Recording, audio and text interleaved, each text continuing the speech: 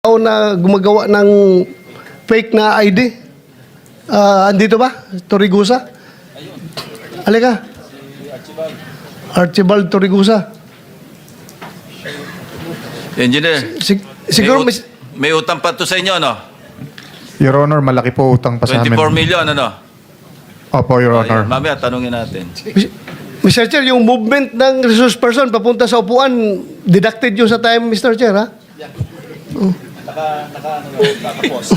Bilang per segundo yung pagbilang nito. Kaya nga.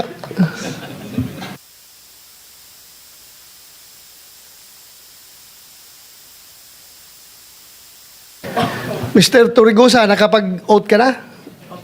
Kanina? Opo. Ikaw ang tinuturo na gumawa ng fake na ID dito sa kay Engineer Alcantara at Engineer Bryce Hernandez. Is it true? Bago ko po sagutin, magandang araw po sa inyo, Mr. Chair. Diretso na kasi maubos yung time ko. Sagot ka kaagad. Hindi po akong gumawa or nagpagawa po ng mga Sino? IDs po nila. Ako po ang sinamahan ko lamang po sila sa membership counter upang magpagawa ng mga cards nila ng membership.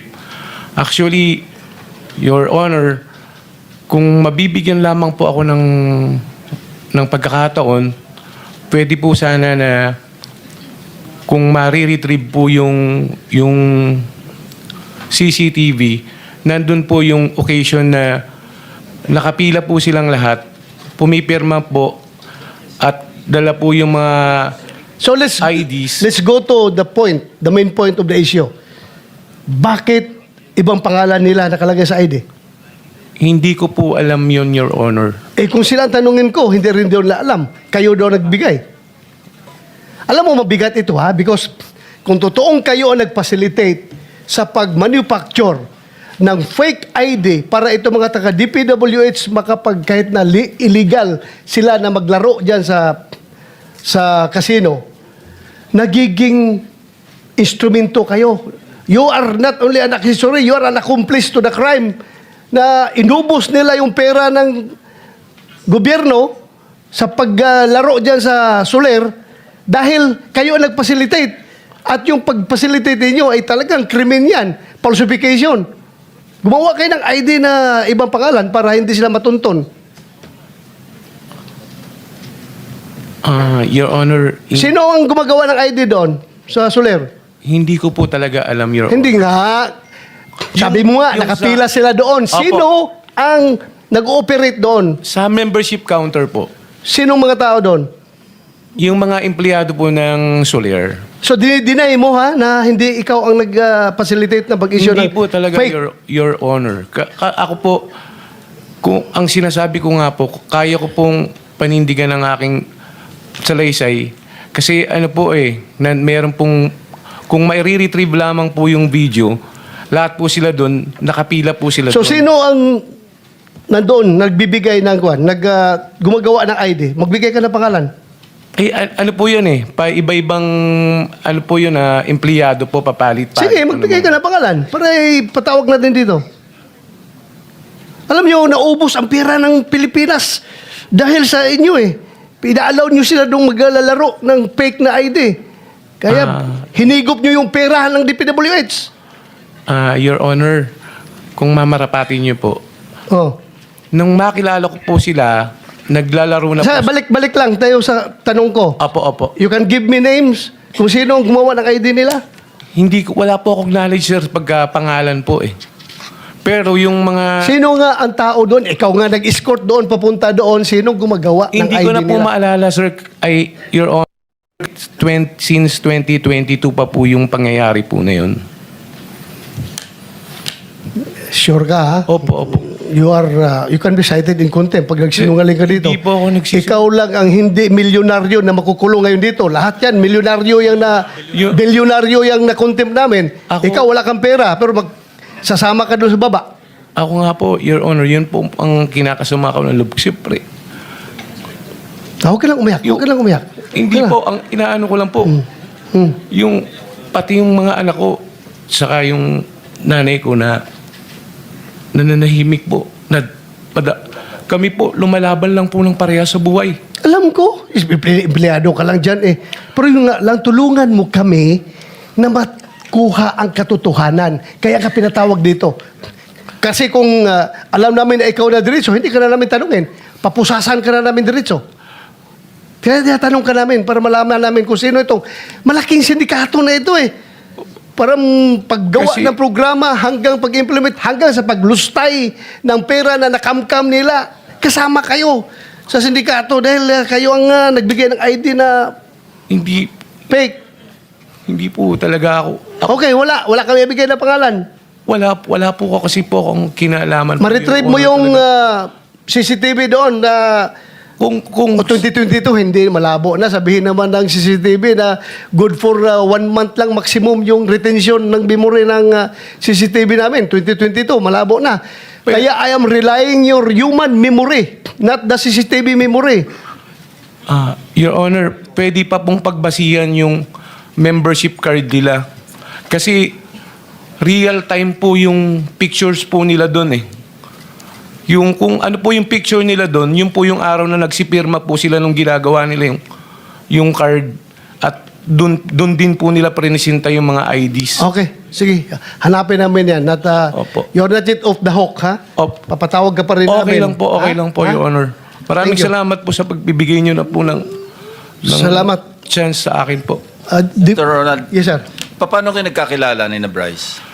Yun po yung meron pong insidente po sa Soler na pagbaba ko po ng hapon is meron po kaming players.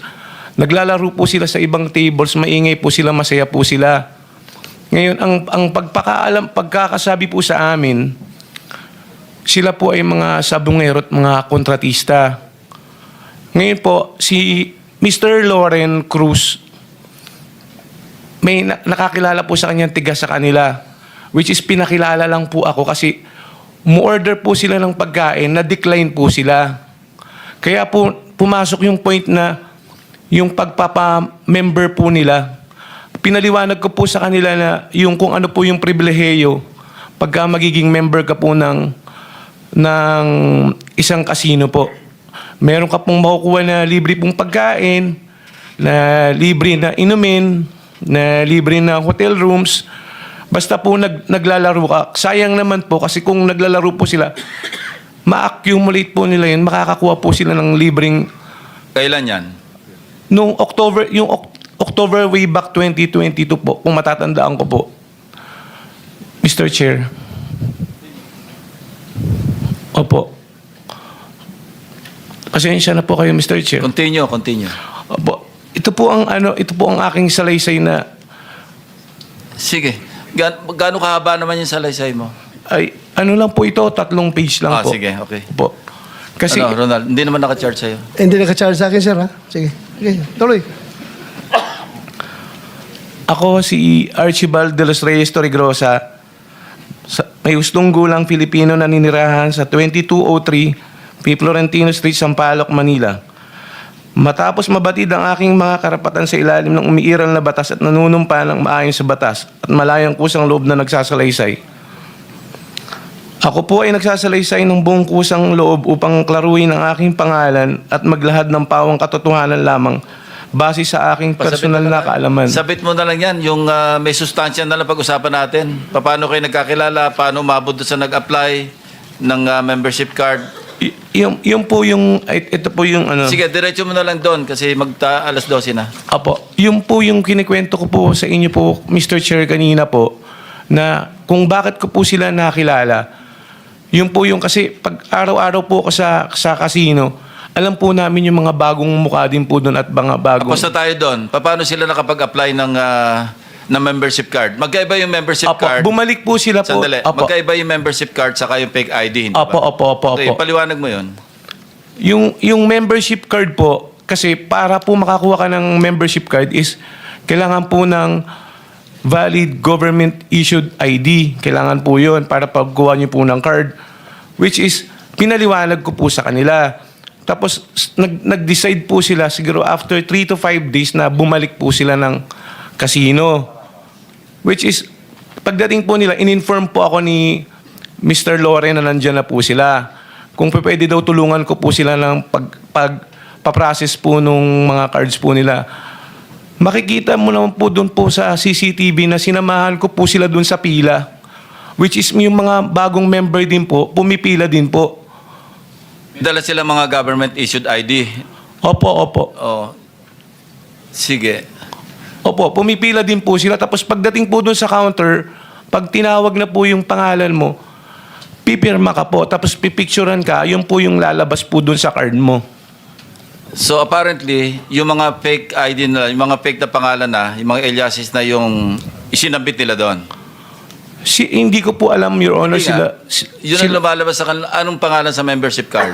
Kung ano po yung ilagay po nila doon sa lisensya po, or kung ano po yung mga valid issued government IDs Okay. na... So ibig sabihin, wala kang kinalaman doon sa kanilang mga fake ID, yung government-issued ID like driver's licenses. Wala kang kinalaman doon kasi pagbalik nila, dala na nila yon. Opo. Thank you. Your Honor. Thank you, Mr. Chair. I would like to go to DBM. Yes, Mr. Chair. Pilayo, sir, no? From casino to DBM. Ako'y nagtataka kung bakit ganito na lang ka powerful si Saldico na siya na ang chairman ng Appropriations Committee ng House at the same time para na rin siyang secretary ng DBM at the same time para na rin siyang secretary ng DPWH. You know why? Kasi dito sa records natin for 2024 only yung unprogrammed appropriations, particularly doon sa SAGIP, Strengthening Assistance for Government